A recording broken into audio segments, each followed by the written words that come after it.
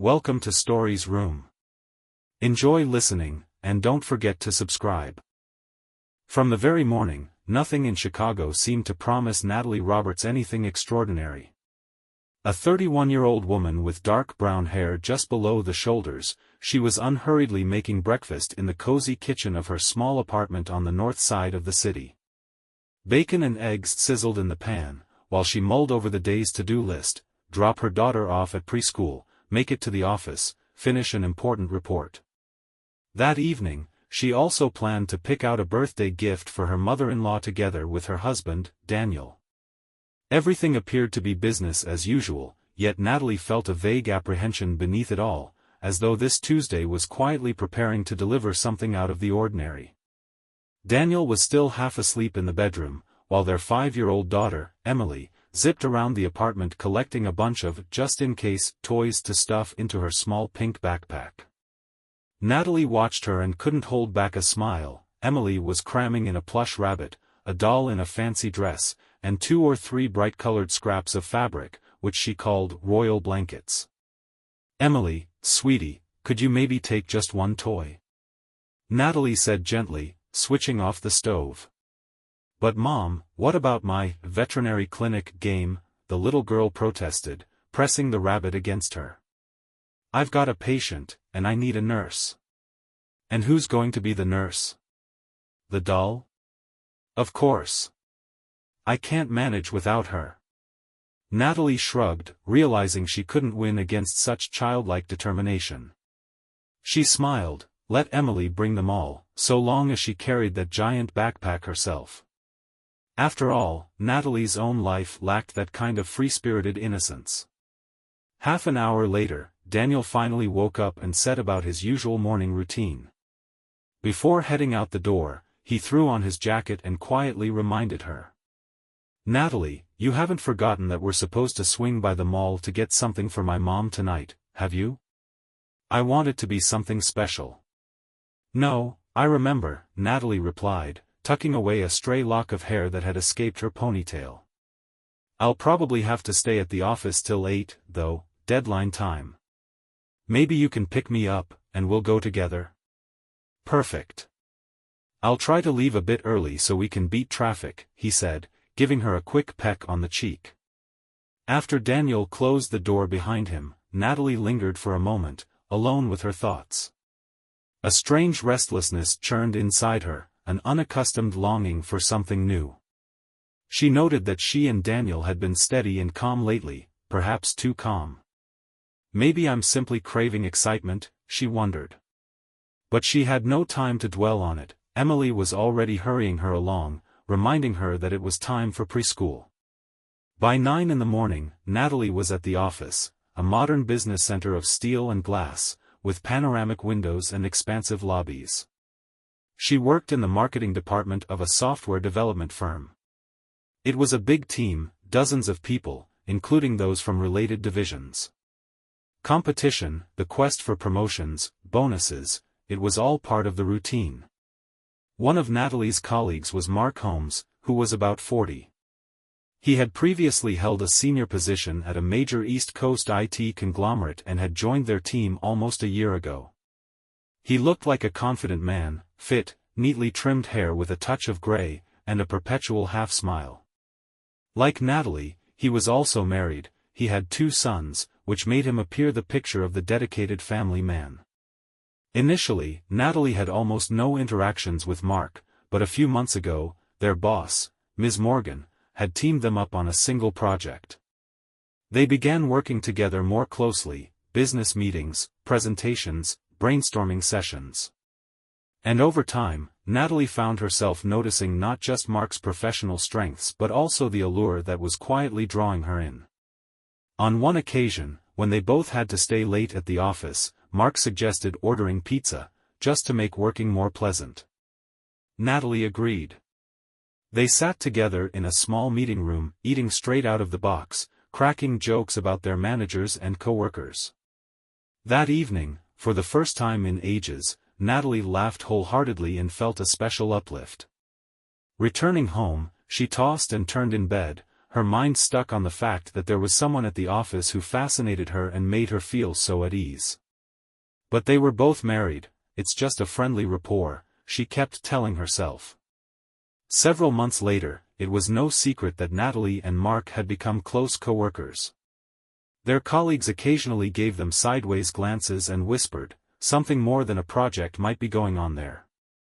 These rumors bothered Natalie, but she couldn't entirely distance herself from talking to Mark.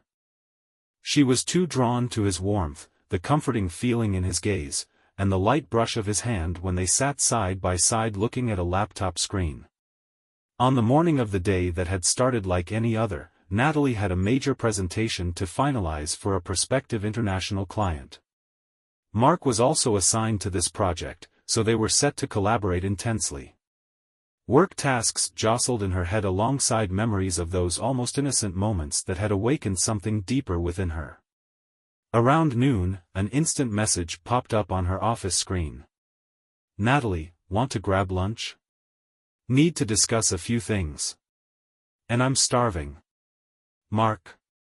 She read the message, feeling that strange mix of excitement and fear. She typed back, as casually as possible. Sure. Right at lunch break.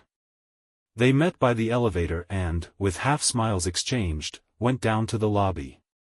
A cozy Italian restaurant nearby was bustling with the lunch crowd. They found a table by the window. I hear they make great risotto here, Mark said, scanning the menu. How about trying that? Sounds tempting, Natalie replied with a grin. Usually I get something simpler, but why not splurge today? Today's basically a mini celebration, we're close to wrapping the project. Almost a big win, he added. They placed their orders and, while waiting, exchanged remarks about work issues. But when the waiter brought them wine and fragrant risotto, the discussion gently veered toward more personal ground. So, how are things at home? Mark asked unexpectedly, looking into Natalie's eyes. At home? Everything's fine, she answered, stumbling a bit. My daughter's growing up, my husband's working. We're supposed to pick a birthday present for my mother-in-law today, basically, the usual.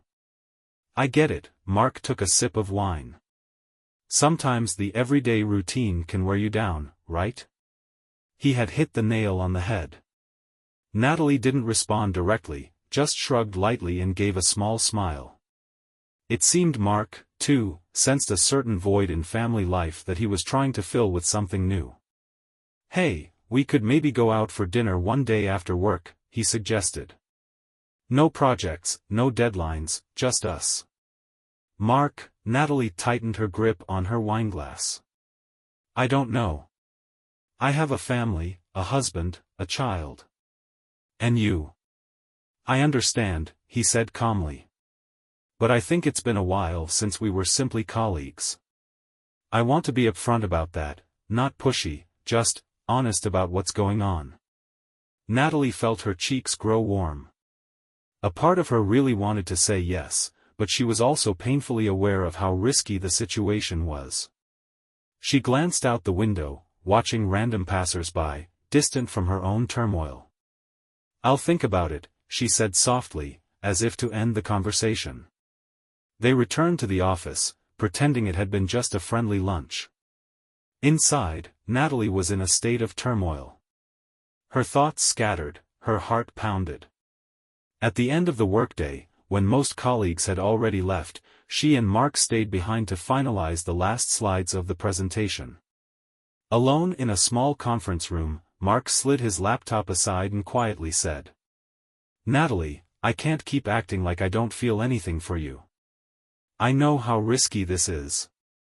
Forgive me if I seem too forward.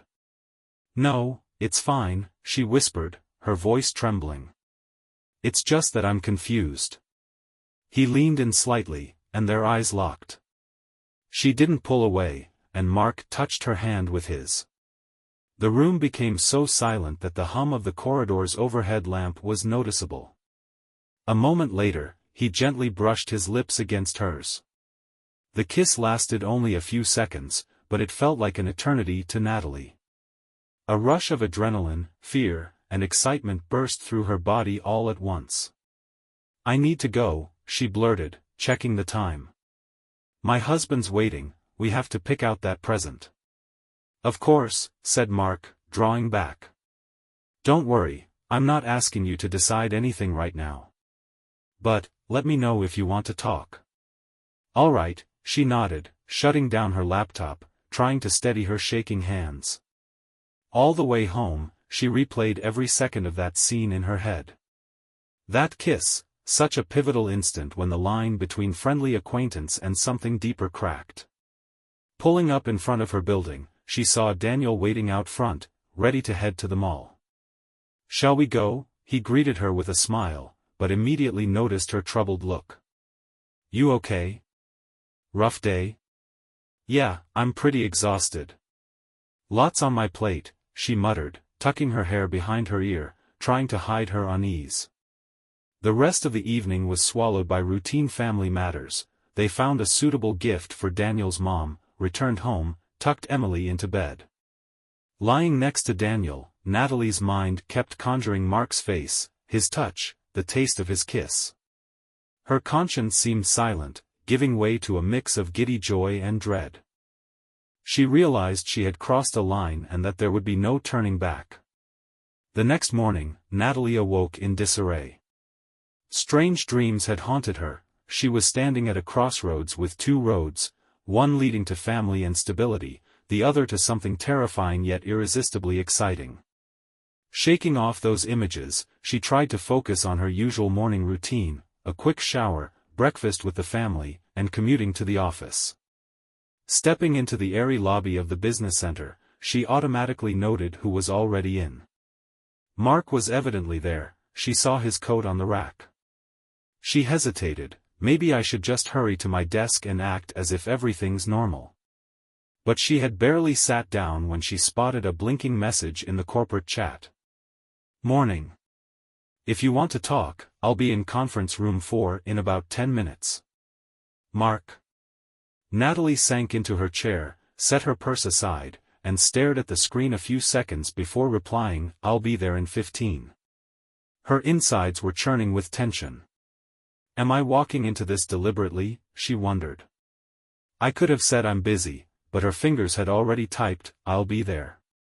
About a quarter of an hour later, Natalie slipped quietly into conference room 4. Mark was by the window, sifting through some slides. He looked up when the door opened and smiled, warmly, a touch uneasily, no arrogance at all. "Hey," Natalie tried to keep her voice steady. "Hey," Mark replied. "How are you feeling after yesterday?" Confused, honestly, she sighed, taking a seat next to him. "I never expected things would move so quickly. We can take it slow. I don't want your life turned upside down because of me. I don't want to wreck my own either," Mark spoke softly. "But you know, there are moments when you realize you can't pretend you're unaffected." Natalie studied his face. It was hard to admit aloud that she felt the same way. The situation was complicated, but she could no longer deny the pull between them. "Maybe we can keep talking, at least as colleagues," she said, fiddling with a pen. "But, closer than colleagues. I'm fine with any approach, as long as we stop pretending nothing happened." He nodded. They agreed to proceed, on a case-by-case basis, see each other when possible, remain discreet at the office, and avoid acting like strangers. Natalie knew it could lead anywhere, from a mild flirtation to a serious affair with unknown consequences. Yet her logic couldn't outmuscle her desire. In the following days, everyone at the firm awaited the final yes or no from an international client. An important contract hung in the balance. Mark and Natalie, along with the rest of their team, poured their energies into presentations, answered follow-up questions, and made small corrections. Late into the evenings, the two often remained at work, and once most people left, that special closeness returned, brief words in the hallway or even a swift kiss when no one was looking. Natalie realized that her home life was increasingly overshadowed by her preoccupation with Mark. She didn't love Daniel any less, but she found herself observing him as though from a distance. He's so calm, like he's fine with everything. And I'm not. She also felt a nagging resentment toward him for failing to see what she lacked, but at the same time, she wasn't sure what she expected him to do. Her daughter Emily remained a source of joy, a bright, curious child who seemed unaffected by adult worries. Sometimes Natalie's conscience flashed the thought, I should preserve our family for her sake. But it was followed by, don't I also deserve a bit of happiness? This inner conflict only increased her tension. Rumors inevitably floated around the office. A big company, lots of talk. Some had noticed that Mark and Natalie went to lunch together all the time, or that they'd exchange glances in the hallway. Their boss Ms. Morgan, a woman of about 50 with a reputation for being tough yet fair, seemed not to notice anything or possibly chose to keep her distance. After a small group meeting, Ms. Morgan casually pulled Natalie aside in the hallway. You and Mark have teamed up well. I'm expecting great things from you too, right? Yes, of course, Natalie forced a natural smile. It's nice to see people who really click. We have plenty of projects coming, so I'll be counting on your synergy. Natalie wondered if her boss was hinting at something more personal. The thought made her uneasy, but it appeared Ms. Morgan was too focused on the pending contract to dwell on that. One evening, as Natalie was about to leave, Mark came by her desk. Hey, maybe we really can head out somewhere on a weekend? I know a quaint spot on Lake Michigan, just a couple hours drive. I'm not talking about spending nights, just a day trip, a hike, some fresh air. Mark, that's too risky, she said, anxiety flooding her. What would I tell my husband? A business trip? And what about your wife? Well, yeah, I'd say I have a last-minute work thing. The kids are used to me traveling, he said, sounding guilty. I know it's not great, but I want a day free of any prying coworkers or neighbors. Natalie struggled with the temptation. The prospect of escaping for a day with Mark appealed to her deeply, but it meant more lies and betrayal. Is that the very reason we're doing this? Her inner voice asked. Wake up, you'll blow up your whole life, screamed another. I'll think about it, she said finally, unwilling to give a firm yes or no. The next day, she was leaning toward refusing. But at lunchtime, major news came through, the international client had signed the contract. For the marketing department, that meant huge potential bonuses, and for Mark and Natalie, who had led the project, a share of the glory. An impromptu office celebration sprang up, with cupcakes and a bottle or two of sparkling wine. People congratulated each other. Ms. Morgan raised a toast. Excellent teamwork, everyone. Especially Mark and Natalie, who handled the toughest points with such skill. I look forward to more great work from you. Natalie felt herself blush under the curious gazes, aware that the entire office was abuzz about their partnership. Mark gave her a warm, knowing smile. Lifting his glass, he said quietly. My thanks to everyone, and especially to Natalie. We'd never have landed the deal without her. A hush of tension accompanied the applause. Both of them knew they shared something that went far beyond a successful collaboration. When the formalities wound down and people started leaving, Mark sidled up to Natalie with a bashful grin. Hey, the office is nearly empty now. Care for a minute in the break room or somewhere, just to decompress? Sure, she said, guessing the conversation would be personal. They took the elevator to the deserted first-floor break area. The barista had already clocked out, one half of the lights were off. Mark poured them each a soda from the vending machine, and they settled at a small table in the corner. Listen, I know I'm throwing you off, but I really need to know if you want to meet outside of work, he said, leaning in. At least for an evening, if not a whole weekend. Mark, Natalie ran a hand through her hair. I don't see how I can lie to Daniel like that. Could you claim some client meeting? Just a short one, he pressed, obviously having planned out a story. This is going too far, Natalie tried to laugh it off, torn between exasperation and yearning. But, I'm scared that once we start going out, it'll only get more complicated. Maybe we'll finally get the satisfaction we've been craving, a sense of truly living, Mark said quietly. I'm not trying to wreck your marriage or mine, but, the feeling is stronger than me, and I think it's stronger than you, too. Natalie knew he was right. She had spent too long lamenting how life was passing her by. Now, fate, or her own weakness, was offering her a chance to fling herself into love, despite its forbidden edges. Was it worth resisting? After a moment of thought, she spoke softly. All right. I'll agree to an evening. But I'm not ready for overnight trips out of town or anything. Not yet. Deal, Mark said, smiling in relief. Any hour I can spend with you is worth it. He reached for her hand under the table. She felt the warmth of his palm, and the moment it touched hers, her heart jumped.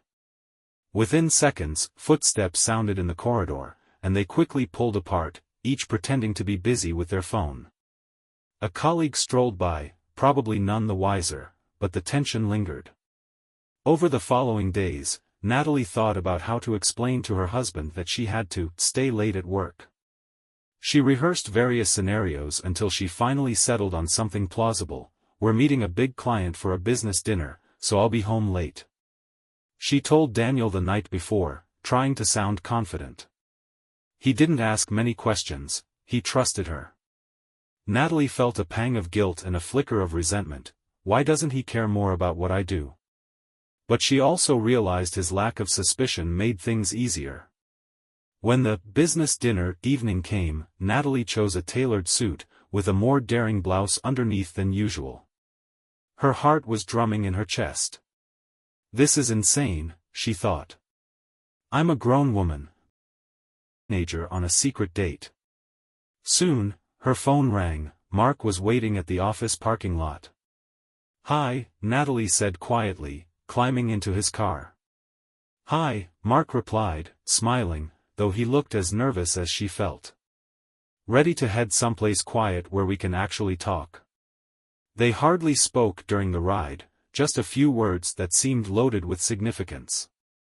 Mark took them to a small restaurant outside the city, warmed by a fireplace and scented with wood and mild spices. It was almost empty, the middle of the week, late evening.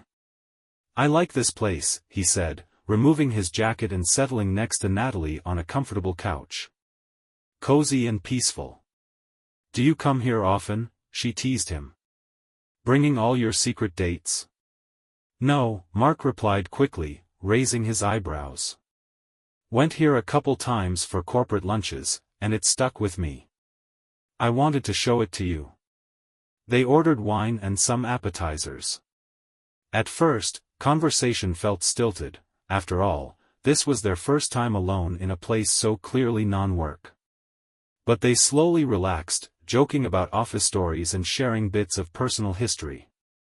Natalie talked about wanting to be an artist when she was a kid but ending up in marketing. Mark confided he'd always dreamed of starting his own business but didn't want to risk it once he had children. So, what about your wife? Natalie asked after a brief pause. We've been together since college, Mark said, gazing around the quiet room. Her name's Michelle. Lately, we feel more like friends than a couple. Don't get me wrong, I respect her, I want the best for our family. But we've lost that spark. I can relate, Natalie said softly. Daniel's a good man, caring father, steady husband. But sometimes I think he's just not that interested in what I truly need. They drew closer as they spoke of these private struggles. When the check came, Natalie realized time had flown by. It was already after midnight. Mark hesitated. Do you want to stay a bit longer? Or should we go? I'd better go, she sighed. They're waiting for me at home. They stepped outside to a mild breeze. In the glow of the parking lot lamps, Mark opened the car door for her, then gently pulled her against him. This time, the kiss was slow and deep, as though they were finally allowing their feelings free rein. "Thank you for tonight," he whispered when he pulled away. "Even if it's risky, I'm glad you agreed." "Me too," she answered, her eyes closed. On the drive back, neither of them spoke. Natalie was wrestling with the realization that her life was truly at a tipping point. It wasn't just casual interest anymore, it was a genuine bond that might be unstoppable. Her heart pounded recalling the taste of that kiss in the cool night air. When Mark dropped her off outside her building, Natalie glanced at the lit windows upstairs. A jolt of guilt hit her. Daniel and Emily were up there. She turned to Mark. "See you at the office tomorrow," she said, trying to keep her voice calm. "Sure," he replied, nearly a whisper. She softly closed the car door and headed toward the entrance, not turning back. Her keys jingled in her bag. She knew it wouldn't end here. Countless questions, guilt, and intense yearning lay ahead. Is there any way to keep it secret, she wondered. And what happens if it all comes out? Natalie rose earlier than usual, unable to shake her sense of dread. She wanted to slip out before Daniel started asking about the business dinner, but he was already in the kitchen, sipping coffee. Hearing her footsteps, he turned. "Morning," he greeted with a slight smile. "Morning," Natalie quickly peeked into the fridge, pulling out a yogurt. "You're up early." "Yeah, couldn't sleep." "You got in late last night. How'd the client meeting go?" She felt her heart clamp. She'd prepared a short excuse and planned to slip away, but the calmness in Daniel's tone fueled her frustration. Why was he so relaxed? "It was okay," she answered, avoiding his eyes. "Ran longer than I thought. A lot of details to discuss." He nodded without pressing for specifics, making Natalie look away. Why doesn't he suspect anything, she thought, but a pang of guilt accompanied that. She grabbed a spoon and started on her yogurt, Mark's face flickering in her mind, his voice, his touch, their kiss. She snapped back to reality, remembering that she needed a clear head at work. The newly signed contract meant some administrative tasks and writing up a summary of the project. It was a frantic day at the office. People were abuzz over the big contract, some debated priorities for the upcoming initiatives, others circulated invitations for a corporate party celebrating the deal. Ms. Morgan seemed pleased, popping into the hallways with reminders that everyone must come celebrate. Natalie half listened, but she found herself unconsciously scanning for Mark. He soon appeared and paused by her desk. "Good morning. How's it going?" he asked quietly. "Good morning," she replied with a slight smile, keeping her gaze on some documents so no one would notice her blush. "Same as always. How about we grab a coffee at lunchtime?" he suggested. "Sure," she agreed. They took a short coffee break downstairs by the vending machines. While most coworkers hit nearby cafes or takeout counters, they preferred this hidden corner away from prying eyes. "There's a company party on Friday," Mark said, sipping his coffee. "Are you going?" "I guess I have to," Natalie sighed. "Ms. Morgan is insistent." "Are you?" "Yeah. Hard to dodge since I was one of the project leads," he replied, giving her a crooked smile. "We'll see each other there. Let's be cautious about our secret." "I will," Natalie whispered, aware that social events with music, drinks, and dancing could dangerously reveal too much. Under the small table, he reached out and clasped her hand. Warmth rushed through her. She squeezed his fingers, hearing footsteps approach, and they both withdrew their hands just as a coworker walked by. Mark straightened, fixing a serious expression, while Natalie pretended to check her phone. Right then, Linda Spencer, a colleague from another department, a 30-something woman with a perpetual look of curiosity, walked over with her distinct energetic manner. Her reddish hair was in a high ponytail, and her eyes sparkled inquisitively. "Oh, are you two getting coffee here?" "Hi," she chirped brightly, stepping closer. "Hi, Linda," Natalie greeted, hoping she didn't notice their discomfort. "Hi." Just grabbing a quick break, Mark added. Linda gave them a curious once-over but didn't say anything obviously accusatory. You heard about the retro-themed party? Linda asked. Ms. Morgan wants an 80s vibe, so break out your leg warmers and neon, folks. She gave a tinkling laugh. Interesting idea, Natalie said, exchanging a glance with Mark. Everyone's doing theme parties nowadays. Should be fun. Music, dancing, maybe a best costume contest, Linda giggled. So be sure to plan your outfits. She grabbed a coffee from the machine and, with a sing-song bye, disappeared around the corner. Natalie looked at Mark with a wry grin. Well, guess we'll see who's more ridiculous in an 80s outfit, he said with a half-smile. They wrapped up their coffee break, well aware that people like Linda had an active radar for potential gossip. That evening, Natalie returned home feeling like the day had dragged on forever. Daniel was on the couch with his laptop, browsing an online shop. Emily was being put to bed, helped by her babysitter, as Natalie had missed the preschool pickup time. Natalie felt like she was living in two parallel worlds, a tedious family life at home, a romantic intrigue at the office. Hey, she said, tossing her bag onto a chair. What are you up to? Looking for a gift for Mom, Daniel replied. She hinted at some vintage vases, but I'm not sure I'll choose the right one. Got any ideas? Natalie felt she couldn't muster the mental bandwidth to talk about vases. Her mind was overloaded, mainly by thoughts of Mark.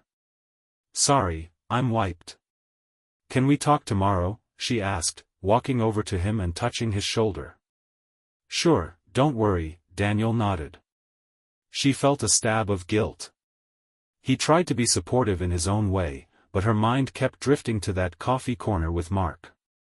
She crawled into bed that night, images of Mark drifting in her thoughts, overshadowing Daniel's attempt to chat about future plans. She barely slept, dreaming of office corridors, cryptic conversations with Daniel, and Mark's sons playing alongside Emily, all separated by a glass wall. Friday arrived, and so did the much-heralded corporate celebration. Ms. Morgan and the HR team had clearly gone all in. They rented a large ballroom at a downtown hotel, decorated it in an 80s style with disco balls and giant posters of pop icons. Some employees were enthusiastically decked out, neon leg warmers, big hair, sequin jackets. Natalie was anxious about attending, especially with Mark there, and with Daniel in tow. Most employees typically brought their spouses or significant others to this type of event. Will Mark come with Michelle, or alone, she wondered. Mark had only said, see you at the party, with a knowing wink. Naturally, Natalie had to come with Daniel, she had no other excuse. She settled on a modest nod to the 80s, a form-fitting skirt with a high waist, a cropped leather jacket, and big earrings, vaguely channeling early Madonna. Daniel, who hated costumes, simply wore jeans and a t-shirt that read, I love the 80s, which at least matched the theme. He obviously wasn't into the whole event. I don't get why your marketing department chose an 80s theme, he smirked during the drive. But if everyone's going, guess we're going too. Yeah, they're big on these gimmicks, Natalie replied vaguely, staring out the window. They arrived at the hotel, music from the 80s greeting them through the open doors. People were dancing under neon lights, a buffet table stretched along one wall. Spotting Linda Spencer in a sparkly pink getup, chatting to someone dressed like Thriller-era Michael Jackson, Natalie mustered a polite smile. Then her gaze scanned for Mark. She soon saw him. He stood with a small group off to the side, wearing dark jeans, sneakers, and a brightly printed t-shirt, nothing too showy, but clearly in keeping with the retro vibe. Next to him stood a woman, presumably Michelle, about mid-30s, short blonde hair in a neat bob, wearing a simple pastel sweater and high-waisted jeans. She didn't appear particularly enthralled with the dress code. Natalie's heart sank. So Michelle did come, she thought. Well, that makes sense, this is an open event. She felt a flare of jealousy, especially when Mark bent close to say something in Michelle's ear. But then she reminded herself that her own husband was there, too, and she had no right to feel jealous. Still, throughout the night, Natalie caught Mark glancing at her across the room, particularly when Michelle was talking to someone else or when he stepped away for drinks. Their eyes met for just a heartbeat, charged with unspoken recognition. We both know what's really between us. The evening kicked off with a formal announcement. Ms. Morgan took the microphone, thanked everyone for an outstanding performance on the project, and invited them to raise a glass to the new deal. People applauded, waitstaff came around with hors d'oeuvres and wine. Soon the dance floor opened, with classic 80s tracks blasting. Some employees ventured to show off their moves, while others hung by the bar. Daniel, feeling awkward, remained at a small table nursing a beer. Natalie tried to coax him onto the dance floor, but he declined. Never been one for dancing, especially not to old pop tunes, he shrugged. Go dance if you want. I'll hold your phone. Natalie wasn't eager to dance alone, so she ended up watching Linda and several others busting out retro moves. She spotted Mark in the crowd from time to time, drifting across the dance floor as Michelle chatted in another corner. Eventually, Natalie slipped off to the restroom to take a breather from the loud music and swirling emotions.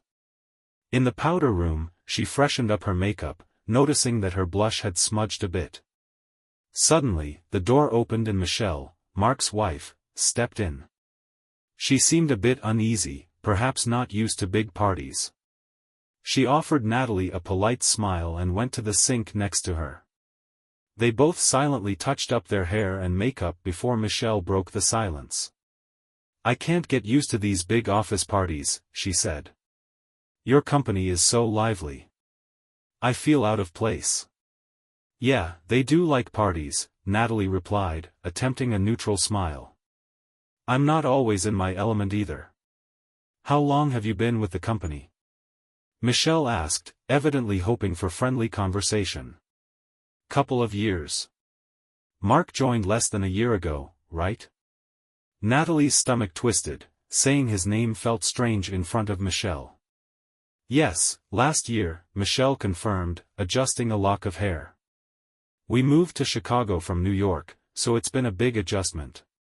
But it seems to be settling now. I hear you and Mark worked on a big project recently?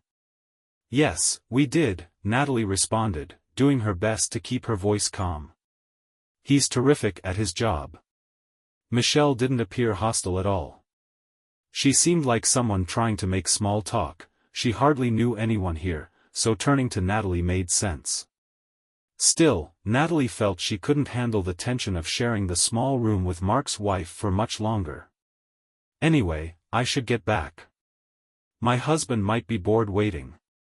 Sure, Michelle said with a small, friendly smile. Nice meeting you. Exiting the restroom, Natalie's legs felt shaky.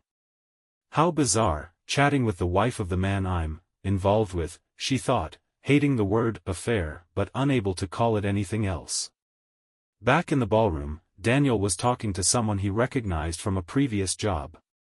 Natalie scanned the room, spotting Mark alone at the bar. Michelle was presumably off chatting elsewhere.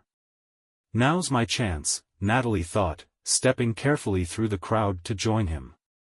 Hey, she said quietly when she reached him. You look a bit lonely over here. A little, he replied, giving her a searching look. Michelle doesn't enjoy large crowds. And how's your husband? He's found an old colleague, so they're off talking business, Natalie said with a dismissive wave. Mark leaned slightly closer. Listen, I get how crazy this is. But lately, I can't stop thinking about you. A cold ripple of fear ran through Natalie. They were in plain sight of dozens of co-workers. I feel the same, she managed to murmur, eyes on the floor. But we have to be careful or someone will notice. I promise to be careful, he said quietly, forcing a neutral look. I just need you to know that signing that contract wasn't my biggest accomplishment this year. Meeting you was. At that moment, Natalie noticed movement in her peripheral vision. Turning, she saw Linda Spencer again. She stood only a few steps away, an inquisitive gleam in her eyes, as if sniffing out a secret. Natalie tensed. "Oh, Linda. Hey, how are you?" she said, forcing a casual air. "Great," Linda replied, coming closer. "Enjoying the party, you two?" Mark, too, quickly wore a polite smile. "Yup, it's fun." Linda studied them with that same intense curiosity. Natalie's instincts told her Linda might sense something. Wanting to shift attention, she quickly grabbed a glass of champagne off the bar. "Linda, I saw you dancing, your moves were incredible. Made me want to join you. Mind showing me a few steps?" "Sure," Linda said enthusiastically. "Let's go back out there." She grabbed Natalie's hand and led her away from Mark. Natalie glanced over her shoulder, relieved. Mark gave her the faintest nod of thanks. She gave him a silent, "we'll talk later" look and let Linda drag her onto the dance floor.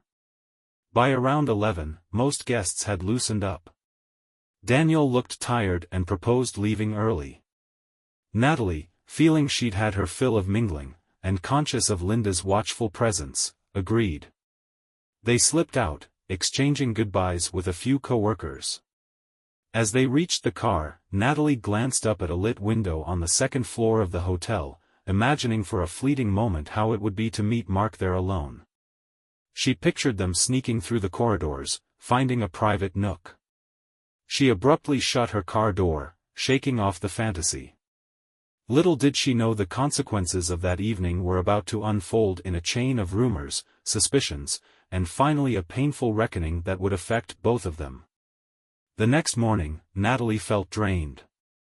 One glass of champagne too many, a late night, and emotional strain had taken their toll. Daniel seemed perfectly fine, preparing to head out on some work errands and bidding her a relaxing weekend. Yes, it was a Saturday. After the Friday night party, employees had the weekend to recover. But Natalie felt unsettled at home. She spent the day with Emily, who begged her to play, store, and school, but her mind kept wandering. She repeatedly checked her phone, hoping for a message from Mark. By evening, her phone did ring, but it was Linda Spencer, not Mark. Natalie was startled. She didn't recall giving Linda her personal number, but Linda could have grabbed it from the company directory. Feeling uneasy, Natalie answered. "Hi, Linda." "Hey, sweetie. How are you recovering from the party?" Linda giggled. "Not bad," Natalie frowned. "Is something up?" "Not really, I just wondered if you'd like to hang out, maybe grab a coffee or something. I live nearby. Thought we could chat, just us girls." Natalie couldn't discern Linda's motives. They'd never been friends. But Linda insisted, so Natalie thought, maybe she does just want to be friendly. They arranged to meet at a cafe near the local park. Natalie left Emily at home with Daniel. He was too busy with a project to mind. Natalie threw on a light jacket and headed out. Linda was already seated, sipping a latte, and waved Natalie over with cheerful energy. "Hi. I got you a cinnamon latte, hope that's okay," she said brightly. "Thanks," Natalie replied, sitting down. For a couple of minutes, they made small talk about the weather and the latest TV shows. Eventually, Linda got to the point. "So, I noticed you're, let's say, pretty friendly with Mark Holmes, yeah? What do you mean by that?" Natalie stiffened. "Oh, just that I've seen how you two look at each other sometimes. A woman's intuition, you know?" Natalie forced a smile, responding in a semi-joking tone. "Linda, I'm married, he's married. We just worked closely on that project, so we talk a lot." Linda hummed, taking a sip. "Could be. It just seemed like sparks. Don't worry, I'm not judging, just curious." Inside, Natalie was boiling with anger. she is so nosy. Externally, she kept calm. I think you're reading too much into it. We're just colleagues. Linda narrowed her eyes slightly, searching for clues in Natalie's expression. All right, I won't pry, Linda finally said with a shrug. I was just wondering if you and Mark ever hang out outside work. Maybe I could join. Team bonding, you know? No, we don't. We have no plans like that, Natalie answered, trying to sound final. They chit-chat for a few more minutes. Linda remained chirpy, probing about Natalie's family, Emily, her path into marketing. Natalie answered guardedly, convinced Linda was gathering intel for more gossip. Linda soon glanced at her watch. Gosh, I have to run. Promised a friend I'd help her pick a dress. Great catching up, Natalie. Let's do this again. She left, and Natalie stayed a while, lost in thought on a bench near the cafe. Does she suspect something? Is she going to spread rumors? She worried. On Monday, Natalie returned to work resolved to keep some distance from Mark in public. But that resolve melted away when she saw his new message. Morning. May I see you after work tonight? I miss you. She felt a surge of longing and a twinge of alarm. Linda or others could be watching. Hastily, she replied. We have to be careful. People are getting suspicious. But yes, I want to see you too. Mark answered. I understand. Let's pick a place where no one will spot us. After lunch, he strolled by her desk, pretending to discuss a document. Quietly, he whispered. Let's meet in the parking lot at 7. I'll come down last so it's not noticeable. All right, she nodded. That's exactly how it went. Natalie worked late, claiming she needed to finish reports. At 7, she slipped into the underground parking area. In the far corner stood Mark's car with tinted windows. Checking the security cameras, she quickly climbed in. Hi, he said, gazing at her fondly. Hi, she answered, her nerves a mix of excitement and worry. We really are acting like spies. Nothing we can't handle, Mark joked. We'll drive somewhere else. They left the parking garage and drove to a quieter part of town. Spotting a small diner called Billy's, Mark pulled over. The decor was classic 50s Americana, with red booths, neon signs, and a TV showing sports in the corner. They slid into a booth at the far end and ordered coffee and pie. The regulars at the counter were absorbed in the game, paying no attention to them. No one's going to find us here, Mark joked, sampling his coffee. Sure hope not, Natalie murmured, tapping the edge of her cup. Linda already tried to corner me, asking about you and me. Mark frowned. What gives her the right to pry into our lives? She's that type, she loves speculation. But if she gets real proof, she'll blab to the entire office. He placed a comforting hand over hers. Hey, can you take some time off next week? He asked. Vacation time? Why? Natalie raised an eyebrow. Well, I have a work trip to California in a few days, just 3 days. And I was thinking, maybe you could say you're traveling for business too? Then we'd get to spend time together away from all this. Seriously? Natalie's heartbeat quickened. I really want a couple of days without fear, far from the office stairs. A plane ride, a hotel, the beach, or at least a different setting. We could pretend it's part of a legitimate business trip. Natalie felt torn. Part of her ached to go, an actual escape with Mark. But it was indeed a bigger lie. What about Emily? About Daniel? Yet some deeper part of her was tempted. I don't know if I can pull it off. My husband might suspect something, she said, raking her fingers through her hair. Make something up, tell him the company absolutely needs you for a presentation out west. It's not entirely untrue, we do have California clients, Mark urged. Natalie sipped her coffee, stalling. Mark could tell her resistance was wavering. "All right," she finally said. "I'll try. But I'm not promising anything." He grinned, that radiant smile that always made her heart flutter. That night was a swirl of anticipation. On her return home, Natalie repeated the urgent business trip story to Daniel. He scowled but only asked, "Who's going with you?" "Mark, our lead specialist," she answered, her throat tight. "Oh, the same guy from the big contract?" "Okay," Daniel shrugged. "When do you fly?" Again, he didn't interrogate her or show suspicion. Natalie felt odd resentment. Why is he so accepting? Yet it simplified her deception.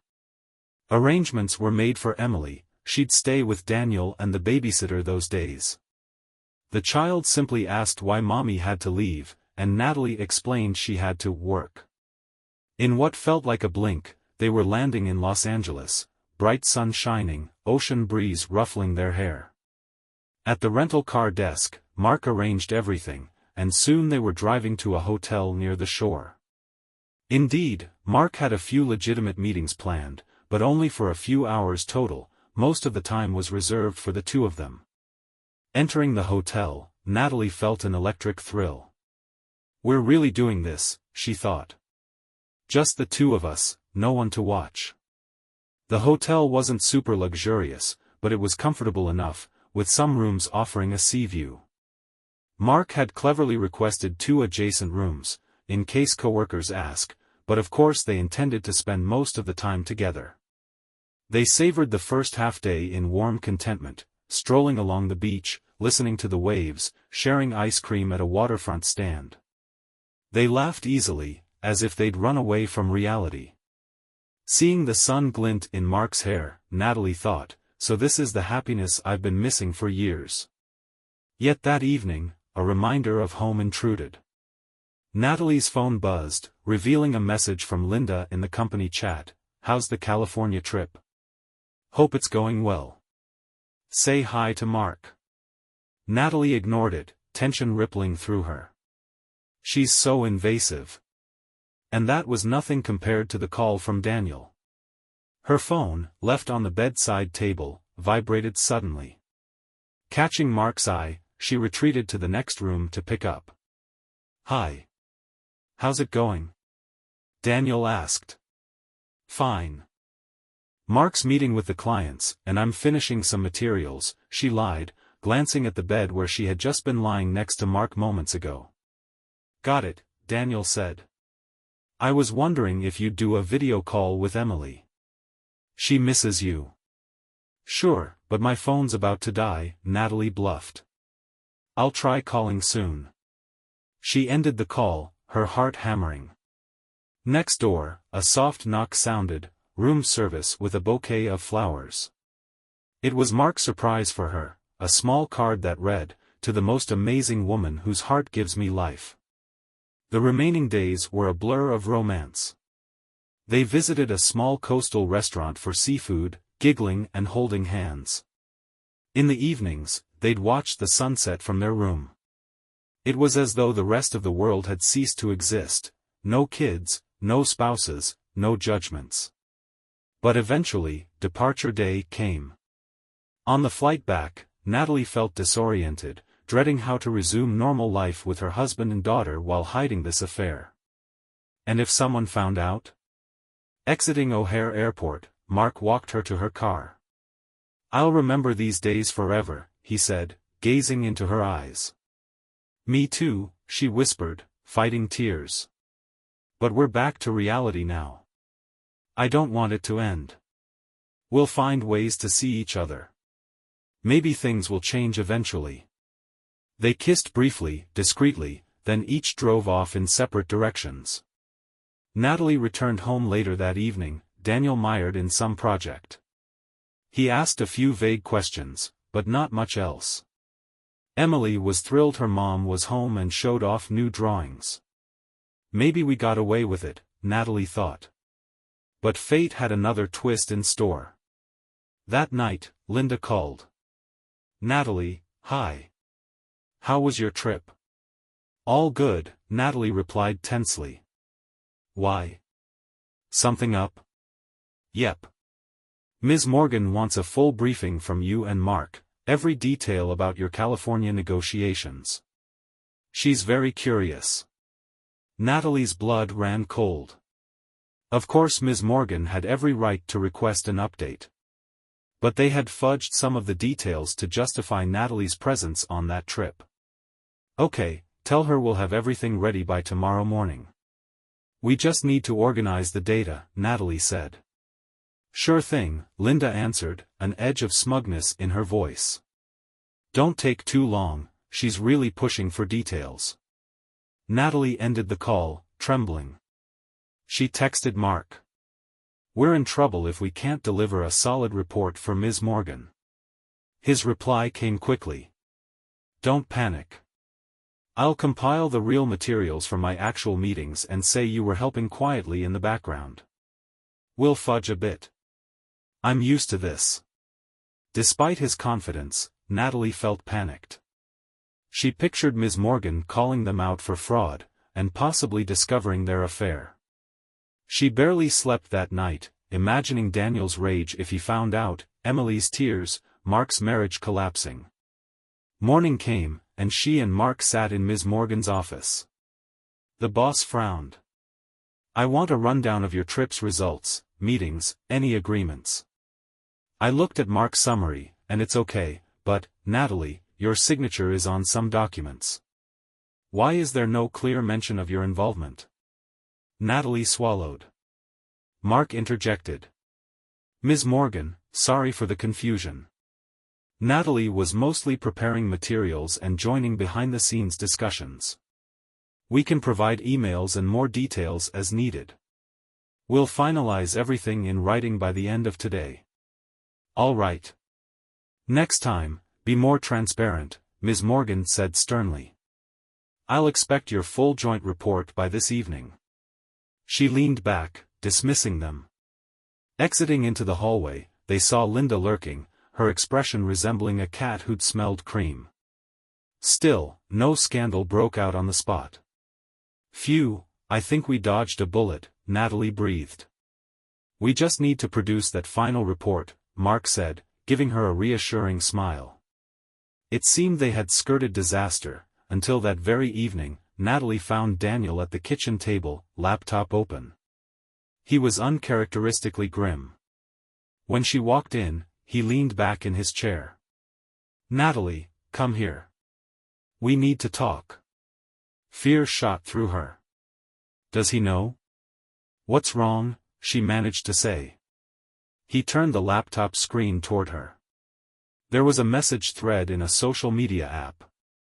It showed an anonymous user telling Daniel about your wife's escapades with a coworker, providing times, places, the business trip in LA with Mark.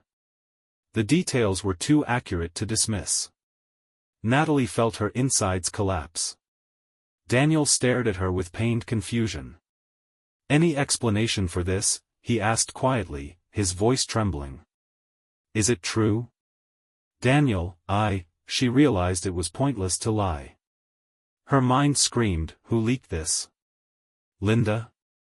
She mumbled disjointed apologies and tried to say she didn't mean to hurt anyone, but the stark truth was laid bare.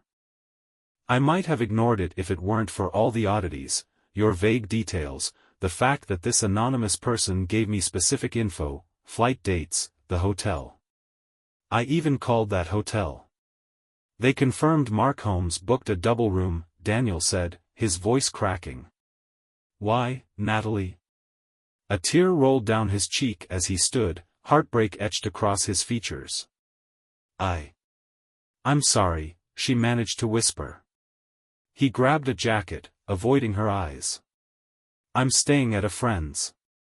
You explain to Emily. I need time to think.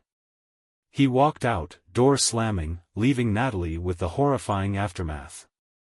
Someone had intentionally blown up her marriage by passing these details to her husband. And it wasn't over. Daniel left, and Natalie struggled not to break down in front of Emily. Late that night, she checked on her sleeping daughter, tears silently falling. How was she to explain that Mommy had betrayed Daddy? The next day, she wrote to Mark, "He knows.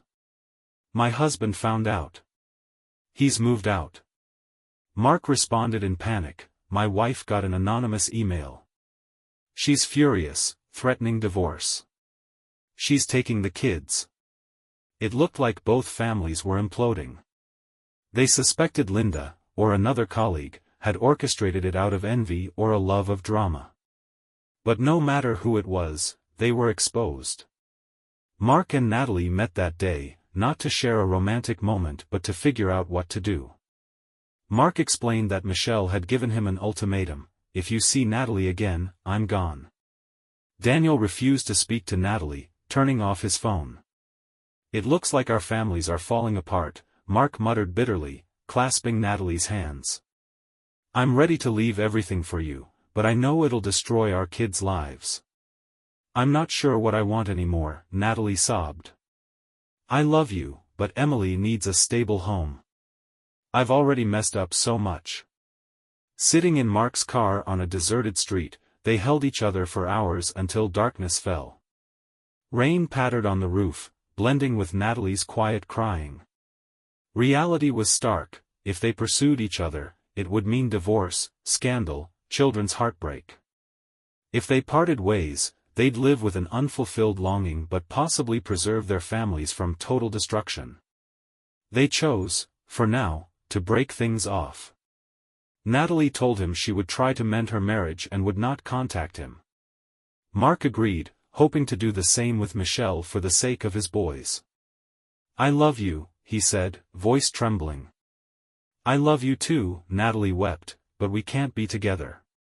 Not now." They parted with one last kiss, both knowing it might be goodbye. In the weeks that followed, Daniel remained at a friend's place before slowly reopening communication. Natalie pled for forgiveness, promising the affair was over. They tried to salvage their marriage for Emily's sake, but Daniel's condition was strict: "You quit that company, or I can't trust you." She agreed. Her presence near Mark would be unbearable anyway, and she truly wanted to heal the family. Resigning quietly, Natalie cited family reasons. Ms. Morgan was surprised but let her go. Linda seemed outwardly regretful, but behind her eyes lurked a note of triumph. Natalie strongly suspected Linda was behind the anonymous leaks, though she had no concrete proof. At that point, she didn't have the will to fight it, she just wanted out. Mark stayed on at the firm, working to repair things with Michelle. Occasionally, Natalie would see him from a distance if she stopped by to finalize paperwork. He'd give her a sad look, but neither said a word. Natalie had to fight tears each time they locked eyes. Months passed. Natalie found another, less challenging job, focusing on restoring some semblance of normalcy at home. Daniel gradually returned to the apartment. They remained tense around each other but tried for Emily's sake. The child sensed something was off but didn't know what. Time healed some wounds, though the memory of Mark never fully faded. Natalie often recalled their walk along the California beach, or the stolen kisses in the office hall. She tried to move forward, telling herself she had chosen family.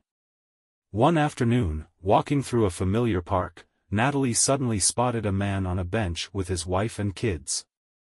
It was Mark, laughing as he hugged Michelle and their two sons, clearly enjoying a picnic. Natalie froze, unsure whether to approach. But Mark noticed her, their eyes met. He gave a slight nod, as if to say, "Everything's okay. Take care of yourself." She nodded back, tears pricking her eyes, and walked on. She strolled along, torn by that mix of pain and relief, pain because they weren't together, relief because life seemed to be moving forward for both of them. It had been love, and no one could erase that, but they'd both decided to keep their families intact. Neither had sought vengeance or tried to ruin the other's life completely. Perhaps it was a sober, conscientious choice. Reaching her apartment, she was greeted by Emily's bright smile. Her daughter held out a drawing. "Dad, Mom, and me, all hand in hand. Natalie knelt to hug her, thinking, life goes on. We learn from our mistakes and move forward, no matter how hard it gets. She noticed a cup of tea on the table, still steaming, Daniel's mug. He peered out from the kitchen and asked quietly how she was doing. His eyes were watchful but warmer than before. Maybe we can fix this, she thought, placing a hand gently on his shoulder. And so ended the most painful yet electric chapter of her life. She didn't know what the future held, but she clung to the hope that even the hardest lessons could lead to fresh starts. With that hope, Natalie closed the door on the past, though she would forever carry its memory deep in her heart. That's the end of our story. Make sure to subscribe to our channel to stay up to date on new stories, and share this video so others can discover these great stories too.